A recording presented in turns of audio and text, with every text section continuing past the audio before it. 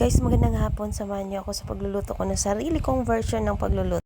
At ayun nga po, naka-ready na po ang mga ingredients ko na aking panghalo. Katulad ng sibuyas, onion, garlic, kamatis, at saka bell pepper, ginger, at gagawa ako ng escabeche. At ayan, inuna ko magpainit ng mantika at nilagay ko na yung ginger at pagkatapos ng ginger, ang garlic at saka onions at kamatis. Kailangan kasi guys, i-slice dapat yan siya ng maliliit, kaso ganyan lang ginawa ko para ayan, nilagyan ko lang ng tomato sauce.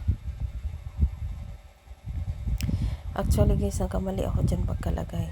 Ang nilagay ko tomato paste.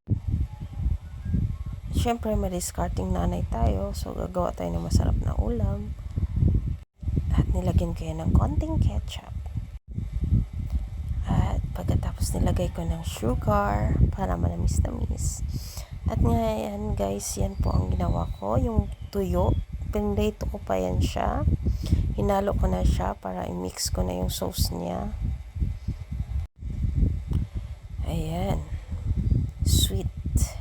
Parang sweet and sour na siya, pero hindi siya maasim. Manamis-namis siya. Ayan. Bulad yung hinalo ko dyan. Thank you for watching.